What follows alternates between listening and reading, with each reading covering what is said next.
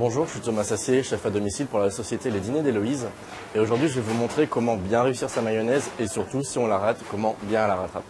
Alors, une mayonnaise, c'est une émulsion entre de la moutarde, des jaunes d'œufs et de l'huile. Donc il faut savoir que la moutarde est une substance remplie d'eau et que l'huile et l'eau ont des propriétés qui font qu'elles ne fusionnent pas ensemble.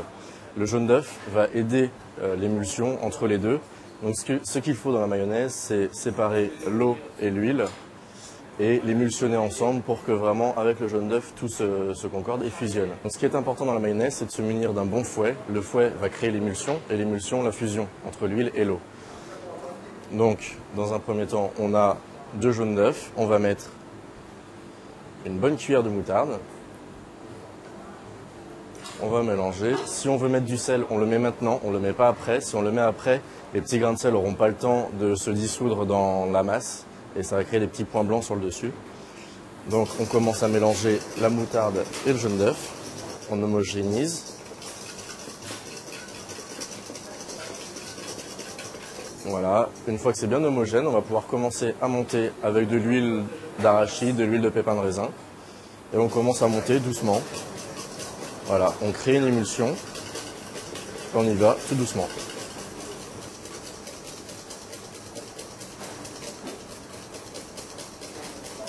Donc voilà, vous avez la base pour une mayonnaise normale classique. Vous pouvez faire une mayonnaise allégée. Vous commencez l'émulsion juste avec un tout petit peu d'huile d'olive et vous finissez avec de l'eau, tout simplement. Vous finissez de monter votre huile d'olive avec de l'eau tiède de préférence et vous aurez une mayonnaise allégée.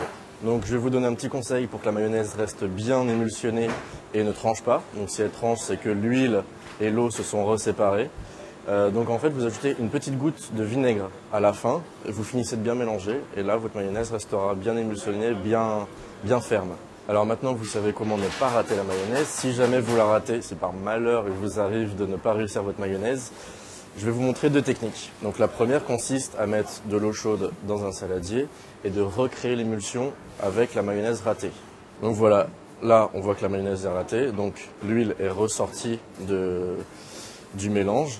Donc la première solution, c'est de mettre un petit peu d'eau tiède dans le fond d'un saladier. Et là, on va verser notre mayonnaise ratée et on va remélanger tout doucement.